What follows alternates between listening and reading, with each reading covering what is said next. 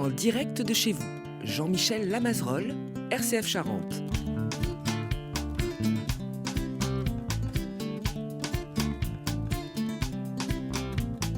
Bonjour à toutes et à tous, bienvenue dans En direct de chez vous, en plein cœur de La Rochefoucauld. Qui est-ce que j'entends dire encore La Rochefoucauld ? Tout simplement parce que j'habite pas loin et que j'avais envie de vous faire profiter de cette redynamisation petit à petit de la ville de La Rochefoucauld. Il y a 2 ans, nous avions fait des émissions sur différents commerces et c'est le souci de beaucoup de municipalités de pouvoir redynamiser leur commerce. Alors ce matin, comme c'est quelqu'un qui fait beaucoup d'efforts pour cette commune, je me suis dit que ce serait bien d'interviewer une maison qui est là depuis fort longtemps, une 50aine d'années même, que j'ai toujours connue et qui s'appelle la COP de La Rochefoucauld. Et cette COP de La Rochefoucauld, cette année, elle vient d'être entièrement refaite par son patron qui s'appelle monsieur Alain Verger, qui est à mes côtés, qui est là depuis 9 ans. Alain, bonjour. Bonjour. Alors, on est devant la façade du magasin, vous êtes entouré de gens qui font de la charcuterie, un peu plus loin la pharmacie, des maisons de couture, en face de l'optique, etc. Vous êtes vraiment au cœur de la rue des Halles parce qu'autrefois cette rue était pratiquement entièrement couverte et ça a été démonté au 19e ou début 20e et c'était le duc de La Rochefoucauld qui ramassait les subsides. Alors, elle a gardé ce nom et vous êtes vraiment au cœur du marché. Alors, qu'est-ce qui vous a... Je ne crois pas que vous soyez originaire pile de La Rochefoucauld. Qu'est-ce qui vous a amené jusqu'à La Rochefoucauld, Alain ? Non, moi je ne suis pas du tout originaire de La Rochefoucauld, je suis originaire de Charente-Maritime, j'ai le département juste à côté. Et j'avoue que quand je suis venu à La Rochefoucauld, voir La Rochefoucauld, parce qu'on m'avait promis une COP au bord de la mer, on est loin de la mer, c'est vrai, mais quand j'ai vu cette ville aussi dynamique, cette petite ville aussi dynamique, je me suis dit qu'il y avait quelque chose à faire et que je m'y plairais automatiquement, moi qui suis très attaché au petit commerce. Et voilà, aujourd'hui, ça fait 9 ans que je suis là, 9 ans qu'on a créé quelque chose, on a créé une ambiance. Et je suis très fier d'être là, très fier d'être à La Rochefoucauld. Alors, vous aimez le petit commerce. Vous étiez avant de venir ici, déjà dans le petit commerce ? Oui, j'ai tenu un bar, tabac, hôtel, restaurant dans les Deux-Sèvres avant de venir ici. J'ai tenu une COP tout près de Saintes avant de venir à La Rochefoucauld. Et voilà, j'ai toujours été attaché au petit commerce depuis que je suis tout petit. Bien, alors si vous le permettez, on va rentrer dans la COP de La Rochefoucauld, qui a été inaugurée il y a peu de temps. Voilà, on passe les portes automatiques, on se trouve devant le rayon primeur, mais avant que nous ne fassions le tour du magasin et que vous nous disiez comment tout ça s'organise, parce que pourquoi la COP de La Rochefoucauld plutôt que d'autres, mais c'est parce que on se connaît, je vous vois fonctionner et que les gens ne savent pas vraiment comment fonctionne le commerce de proximité. Parce qu'en fait, c'est ça que j'avais envie de voir avec vous. Vous êtes à 2 pas d'un centre Leclerc très important, d'un ancien casino devenu coccinelle, etc. Donc Angoulême n'est pas si loin. Comment on fait pour tenir le coup, pour restaurer une COP quand effectivement on a des enseignes aussi grosses à côté de soi ? Alors sans doute qu'il y a un marché et ça vous allez nous en parler. Mais maintenant revenons sur l'histoire de la COP elle-même. C'est né en Charente-Maritime, je crois. Oui, alors la COP, c'est originaire de Saintes, ça a plus de 100 ans. Aujourd'hui, on est quand même 160 magasins. On a une centrale d'achat derrière nous, parce que sans centrale d'achat, on serait mort. Mais on a la centrale d'achat U, à qui on est rattaché. Faut savoir qu'aujourd'hui, les COP fonctionnent très très bien, très dynamiques. On a des produits qui sont référencés U et ça nous apporte beaucoup aujourd'hui. C'est quelque chose de connu. Et voilà, donc on fonctionne parce qu'on est aussi proche des gens, ce qu'on ne trouve sûrement pas dans la grande distribution. Ici, c'est un peu une famille. Enfin, quand tout le monde se dit bonjour, tout le monde se dit au revoir et tout le monde se respecte. Peut-être que c'est notre force aujourd'hui. On voit les gens qui rentrent d'ailleurs, et on en parlera tout à l'heure de tous âges. La COP, donc c'est coopérative, sûrement, des gens qui se sont mis ensemble au tout départ. Oui, c'est bien une coopérative. C'est une coopérative de consommateurs. En fin de compte, chaque personne a droit d'avoir une carte COP.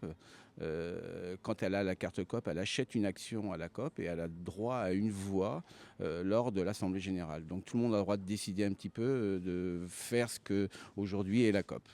Alors vous parliez de centrale d'achat, ça parle peut-être pas à tout le monde, on s'imagine évidemment. Ça veut dire que toutes les COP sont alliées avec Système U Oui. pour acheter les denrées afin qu'elles ne soient pas chères de façon exorbitante. Voilà, c'est ça. En fin de compte, pour avoir des prix aujourd'hui, et on le sait, c'est le nerf de la guerre, si on n'est pas rattaché à des centrales d'achat, on ne peut pas fonctionner.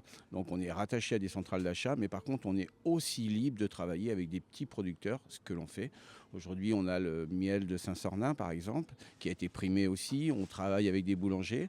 La boulangerie de Montbron, la boulangerie Martinet et la boulangerie également de les petits pains d'Anna de Exideuil, avec qui on travaille le mercredi et le dimanche.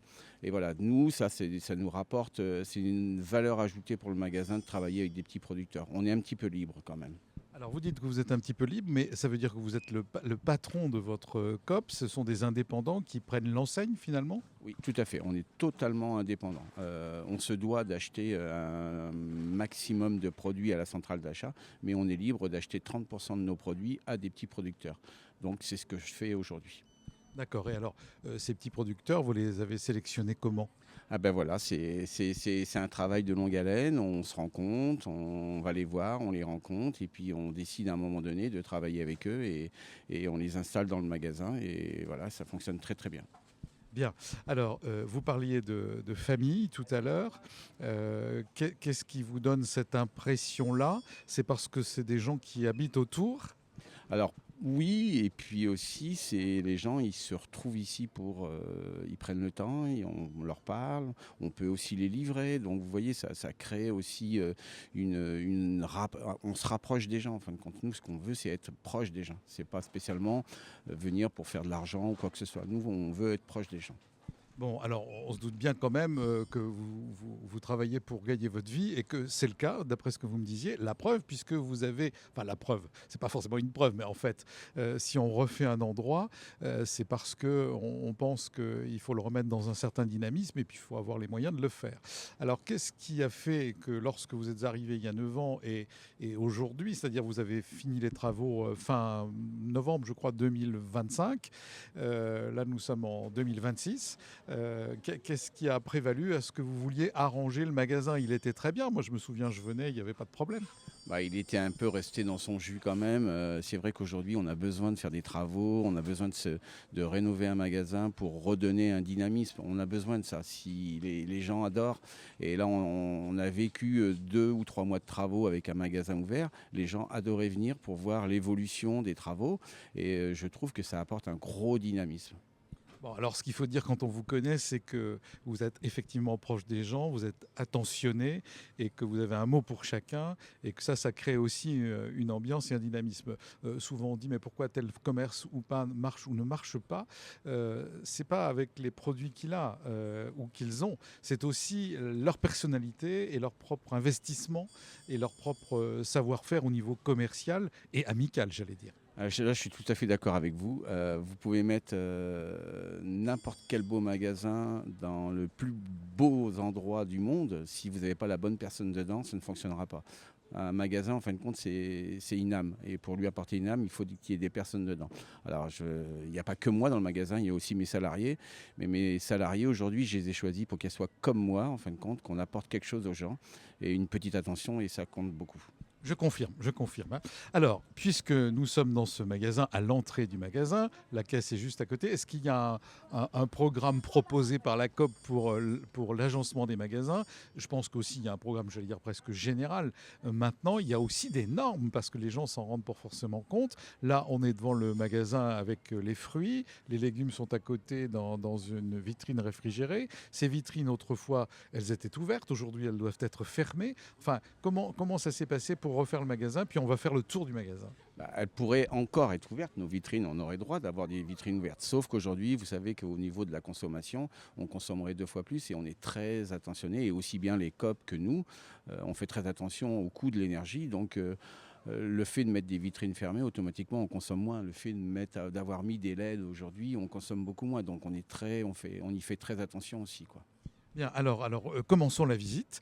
Merci à Jérôme qui nous filme pour ceux qui regarderont cette émission sur RCF ou sur YouTube, en fait. Mais en tout cas, là, nous sommes à la radio. Donc, on va décrire la chose devant laquelle nous nous trouvons. Un grand espace rectangulaire à hauteur de main. On n'a pas trop à se pencher. Et on trouve des citrons, des oranges, des kiwis, des bananes, etc. Enfin, dites-nous l'implantation un petit peu. Alors là, vous avez un rayon fruits et légumes dès que vous arrivez. En fin de compte, un rayon fruits et légumes qui est très aéré, c'est-à-dire, comme vous venez de le citer, à hauteur. Tous nos fruits sont à hauteur, c'est-à-dire que vous avez des oranges, des clémentines, tous les fruits de saison. Aujourd'hui, on privilégie l'agrume, qui est vraiment un fruit de saison. Et puis ensuite, on part sur les pommes, les poires, les raisins, les kiwis, les kakis. Et puis là, on va, dans quelques semaines, enfin là, dès la semaine prochaine, commencer les fruits exotiques pour Noël. Et puis ensuite, on a le rayon légumes. Aujourd'hui, on a réfrigéré le rayon légumes pour qu'il soit à température et pour pas que nos salades soient trop chaudes ou quoi que ce soit.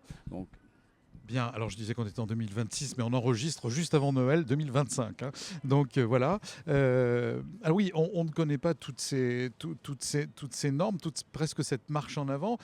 Parce que sans doute que c'est étudié. Il faut que si je vais dans plein de magasins, c'est toujours un peu comme ça, dans des surfaces. Parce que oui, tiens d'ailleurs, on a combien de surface ici? Ici, on a 210 mètres carrés. Alors pour vous dire, les épiceries, il y a 50 ans, c'était les épiceries comme nous, c'était 50 mètres carrés avec 300 produits. Aujourd'hui, on est souvent sur des 200, 250 mètres carrés et on a 3000 produits.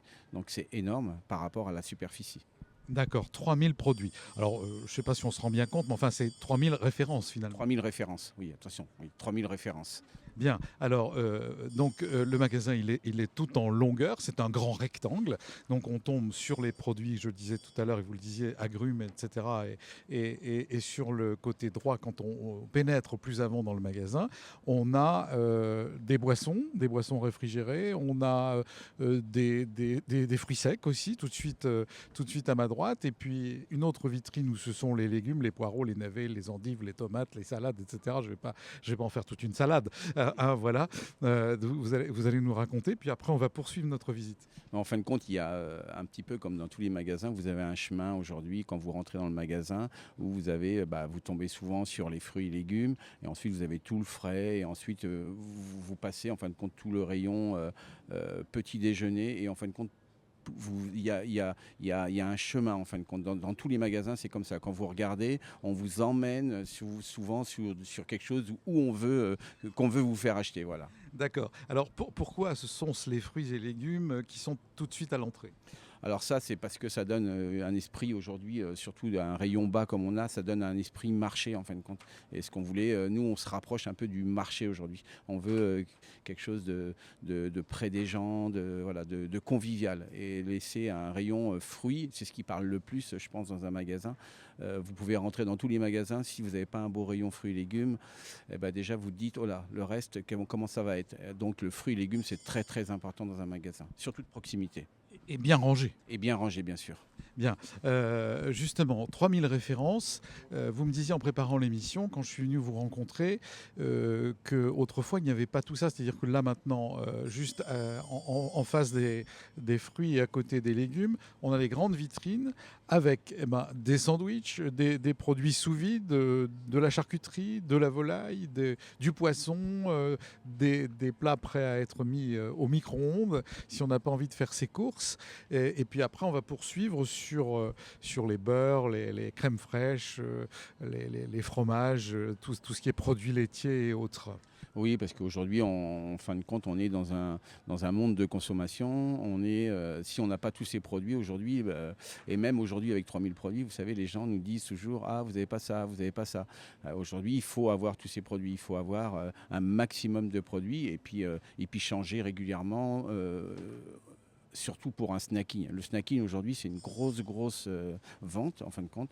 Les sandwichs, les salades, les gens qui mangent à midi. C'est que le monde de la conso, en fin de compte, il change. Tous les 5 ans, on le voit, ça change énormément. Donc, il faut suivre l'évolution. Qu'est-ce que vous avez vu comme évolution alors depuis 9 ans, mais même avant quand vous avez commencé dans ce métier? Parce que quand on a également préparé l'émission, vous me disiez, mais ici, je vois tout le monde. C'est-à-dire ce ne sont pas que des personnes âgées qui n'ont pas de voiture qui viennent ici. C'est aussi bien des personnes d'un certain âge ou peu importe, le matin, et puis peut-être autour de midi, et puis l'après-midi et le soir, ça va être des jeunes qui finalement achètent au jour le jour pour manger à midi et pour le soir en fonction de leurs envies. Oui, oui, c'est vraiment, en fin de compte, on a 2 clientèles. On a une clientèle le matin, très tôt avec des personnes âgées souvent et puis ensuite, au fil du temps, au fil de qu'avance la journée, ça se rajeunit, je dirais, hein. Alors, bien sûr, on est super content d'avoir aujourd'hui beaucoup, beaucoup de jeunes, mais ces jeunes-là, en fin de compte, souvent, c'est des jeunes qui sont partis en ville étudier et qui ont connu que des magasins de proximité et ils continuent à venir dans la proximité. Alors ce que nous, on n'arrive pas à capter encore comme clientèle, c'est peut-être, famille 30, 45 ans avec des enfants où ils sont plus attirés par la grande distribution, très certainement parce qu'il y a encore beaucoup plus, et peut-être aussi un peu par le prix qu'ils arrivent à eux à s'en tirer la partie, quoi. Enfin, je peux comprendre. Cette partie-là, on n'arrive pas à la capter. Oui, vous comprenez que des familles prennent un caddie et aillent dans une grande surface faire le plein parce que ça leur coûtera moins cher que s'ils venaient avec le même caddie ici. Voilà, tout à fait. Et puis, il faut se dire une chose, c'est qu'aujourd'hui, on est un magasin de proximité. Quand je suis arrivé il y a 9 ans, on faisait 100, 120 clients par jour. Aujourd'hui, on en fait 300. Donc, je me dis, aujourd'hui, que la proximité à La Rochefoucauld, même avec un grand centre Leclerc, a sa place. Et on est satisfait de ça. Bon, c'est important ce que vous dites parce que ça permet de voir en chiffres ce que ça donne et l'évolution. Et est-ce que vous constatez, après avoir refait toutes ces vitrines, enfin c'est très lumineux, hein, c'est blanc, les éclairages à LED dans vos vitrines donnent un bel aspect aux produits, le côté marché, vous savez combien sous les marchés, enfin l'éclairage est très important, même dans les grandes surfaces, pour donner envie. Enfin tout est magnifiquement mis en valeur. Sur ma gauche, il ne faut pas que je regarde, il y a les chocolats, il y a les bonbons, etc. Et puis plus loin, il y a les petits gâteaux secs, tout ce que vous disiez. On va reprendre votre idée de là où vous voulez nous emmener. Vous voulez de toute façon qu'on fasse le tour, hein, quoi qu'il en soit, avec notre panier ou notre petit chariot. Est-ce que vous avez constaté depuis la semaine ou les 15 jours d'ouverture sous cette nouvelle forme, parce que vous avez déplacé les meubles, etc., c'est très fluide. Vous avez constaté qu'il y a plus de clients ou en tout cas vous avez eu des retours? Oui, oui, il y a une belle évolution. Alors après, on a l'évolution normale par rapport à tous les magasins Coop qui sont refaits aujourd'hui. Voilà, on a une très très belle évolution. On sent un dynamisme, ça attire des gens, ça attire des nouvelles personnes qui viennent voir et puis qui trouvent leur compte. Bien, alors en même temps, on entend la sonnette, ça veut dire que ça rentre et ça sort. On ne l'a pas fait exprès, on n'a pas quelqu'un qui passe devant la porte toutes les 2 secondes pour faire du bruit. Alors, quand dans cette marche en avant, je suis devant les surgelés aussi. Alors, parlons-en de cette marche en avant, entre guillemets. Oui, alors les surgelés aussi, ça fait partie aussi d'un magasin aujourd'hui où vous voyez, à La Rochefoucauld, on est quand même 3, 4 à faire du surgelé et c'est un gros poste. Il faut vraiment le prendre en compte. C'est très important. C'est quelque chose de facile, c'est quelque chose de simple. Et voilà, donc le surgelé, faut vraiment l'avoir dans son magasin aujourd'hui. Alors, on continue avec les petits déjeuners sur notre gauche, on quitte les surgelés sur notre droite, on a toutes les brioches, petits pains, on va suivre avec les tisanes, à gauche les confitures, à droite le café, chocolat et autres, et on arrive presque vers le fond du magasin. Alors là, où est-ce que vous voulez nous emmener? Parce que moi j'aurais tendance à aller tout droit et je vais être sur les crèmes, je ne vais pas dire lesquelles, et puis les chantilly, les crèmes fraîches non au frigo, et puis des boîtes de conserve. Voilà, ici on se trouve après sur des rayons qu'on a rajoutés, où on a rajouté quand même beaucoup de références. C'est tout ce qui est sauce, condiments, les soupes, les pâtes, les riz, les plats préparés également. Voilà, donc ça c'est un poste un poste aussi très important. Enfin, je dirais que tous les postes sont très importants dans le magasin. En face, vous avez tout ce qui est aide à la pâtisserie, vous avez les farines, vous avez les œufs, le lait. Vous voyez, c'est vraiment toutes les familles sont réunies ici pour avoir toutes ces références. C'est très, très, très important. Donc, Quand voilà. vous dites famille, c'est famille de produits. Les familles de produits, bien sûr. Hein, c'est pas les familles qui viennent dans le On en parlait, magasin. justement. Voilà, mais c'est les familles de produits. C'est très important d'avoir toutes ces familles. Ça, c'est fait en amont par un service à la COP Atlantique qui travaille là-dessus, qui travaille sur tous les produits. Chaque magasin, avec une surface bien précise, doit avoir tant de produits, tant de familles dans le magasin à respecter pour pouvoir attirer cette clientèle aujourd'hui qui est si importante. Alors, si vous aviez une surface un peu moins grande, alors je dis pour nos éditrices et nos auditeurs qui nous rejoignent que nous sommes au 22 rue des Halles à La Rochefoucauld, à la COP, avec monsieur Alain Verger, qui en est son patron et son manager, on dirait aujourd'hui. Si le magasin était un peu moins grand que les mètres carrés que vous avez ici, est-ce que ça serait le même emplacement des choses, avec moins de produits peut-être? Voilà, alors vous avez tout à fait raison, même emplacement, mais avec moins de produits, mais toujours les mêmes familles, mais moins de produits. C'est-à-dire que dans une famille, vous allez avoir, suivant le magasin, 50, 100 produits, tout ça dépend. Par exemple, vous allez dans un grand hypermarché, vous allez avoir 50 sortes de jambon blanc. Ben, nous, on va se contenter par exemple de 5-6 sortes de jambon blanc, mais on aura toujours les mêmes familles. C'est déjà pas mal. Alors, on continue avec les pâtes, etc. Et puis, votre réserve sur la droite, au fond du magasin. On touche le fond, là. Hein. Voilà, on touche le fond et on est dans l'eau. Alors, c'est pareil. Vous avez pas toutes les eaux, mais vous en avez quand même pas mal. Là, c'est pareil. C'est la COP qui vous aiguille pour le choix de vos eaux, qu'elles soient plates ou pétillantes. Bah alors la COP et aussi nos clients qui nous aiguillent, hein, parce qu'on écoute aussi la demande de nos clients. On peut avoir n'importe quel produit, n'importe quelle référence à la demande du client. Et puis après, on a la base, bien sûr, de toutes les eaux pétillantes, les eaux plates, qu'on peut avoir, bien sûr, par notre centrale d'achat. Jusqu'au charbon de bois pour faire les barbecues. Quand Oui. on enregistre, il pleut. Alors, c'est pas trop le moment. Là, on va passer près des jus de fruits. Puis ensuite, on va avoir aussi tout ce qui est bière, vin, produits apéritifs. On comprend bien comment ça s'organise. Hein.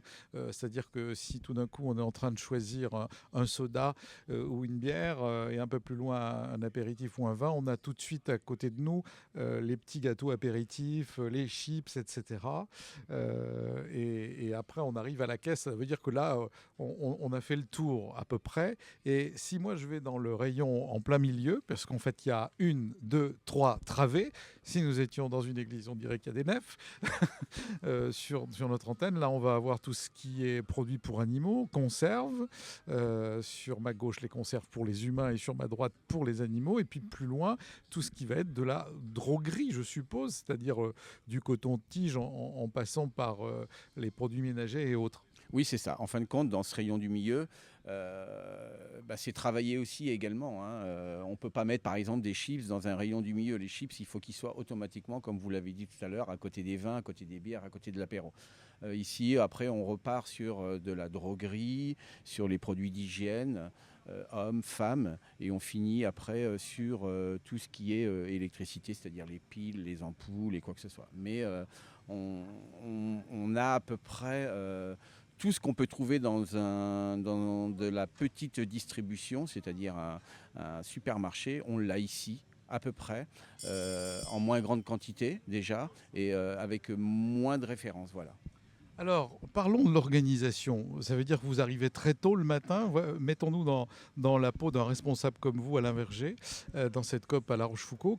Comment vous vous organisez vos journées et comment vous faites vos commandes et comment vous faites l'approvisionnement et comment vous vérifiez les dates qui sont à la limite d'être périmées, etc., etc. Parce que, bon, là, on est dans le décor, mais l'envers du décor. Voilà, là, c'est un travail, hein, c'est beaucoup de travail, beaucoup de temps. Et souvent, les gens me disent, ah, bah, il y a longtemps, on t'a pas vu. Ouais, c'est aussi du travail derrière, beaucoup. Aujourd'hui, on est livré quand même 2 fois par semaine en épicerie, liquide, frais, fruits et légumes. Donc c'est très tôt le matin, on est là, on ouvre. Alors nous, faut savoir qu'on ouvre quand même le matin à 8 heures. jusqu'à 13h et de 15h à 19h30, tous les jours, sauf le dimanche après-midi. Ça veut dire que vous êtes ouvert tous les jours. On est ouvert tous les jours. Il n'y a que le dimanche après-midi qu'on s'octroie. Bon, après, on tourne. Hein. On a la chance aujourd'hui, quand je suis arrivé à La Rochefoucauld, j'étais tout seul dans le magasin avec une personne à temps partiel. Aujourd'hui, on est 4. Donc c'est super important. Mais par rapport au nombre d'heures, il faut ça. Il faut être ce nombre. Et ce que je voulais dire, c'est que voilà, on travaille avec des commandes toujours en amont, toujours. C'est-à-dire que pour être livré le mardi, il faut que ma commande soit passée le vendredi matin avant 8h. Attention, quand je dis 8h, c'est pas 8h05. Si à 8h05 ma commande n'allait pas passer, j'aurais pas de livraison. C'est vraiment avec les centrales d'achat, c'est comme ça qu'on fonctionne. Et puis ensuite, j'ai une livraison le vendredi ou alors le mercredi matin à 8h, il faut que ma commande soit passée. Voilà, c'est vraiment très précis. Alors, ça veut dire que vous arrivez à quelle heure ici ? Eh ben, on arrive à 6h15, 6h30, on est au magasin et on fait tout le travail de mise en place, les rayons fruits et légumes. On contrôle les dates, comme vous l'aviez dit tout à l'heure, sur le frais. Tous les jours, les dates sont vérifiées. Et puis, ce qui nous permet aussi, 48 heures avant la date de péremption, de mettre des dates à 30%, à 50%. Et puis aussi de travailler avec Too Good To Go. Qu'est-ce que c'est ça ? Alors, Too Good To Go. Too Good To Go. En fin de compte, c'est une personne qui, sur Internet, commande un Too Good To Go. Alors, c'est-à-dire qu'il va commander quelque chose, des produits qui vont être en date limite, le jour même. Pour 3,99 €. Lui, il va le payer 3,99 € et nous, on va lui mettre 12 € dans ce panier. Et lui, il va venir le soir chercher son petit panier à 3,99 €. Mais par contre, il ne saura pas ce qu'il y a dedans. C'est un panier, un peu un panier surprise. Ah ben c'est un peu comme les colis surprises qu'on achète Voilà. et puis Et on c'est- découvre ce qu'il y a dedans. Voilà, Alors vous faites ça je l'apprends parce que je ne Alors, savais pas.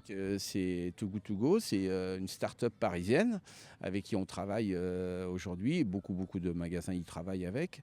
C'est pour éviter de jeter en fin de compte tous nos produits.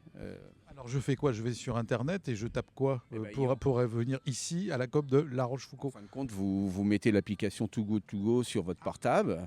Et puis, quand nous, on met sur le site un Too Good To Go, vous allez voir qu'il y a un Too Good To Go à prendre ce soir. Donc, vous le réservez.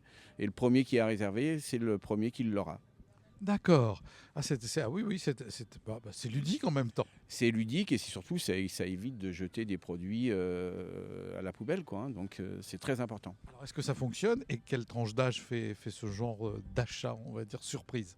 Alors, ça fonctionne très bien. Tous les Too Good qu'on met partent à 100%.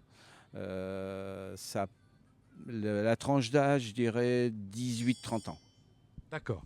Alors là, on arrive au bout. On a les fromages frais. Vous nous avez dit qu'il y a des petits producteurs. Il y a des choses qui viennent de la centrale. Et puis après, il y a la caisse et la sortie.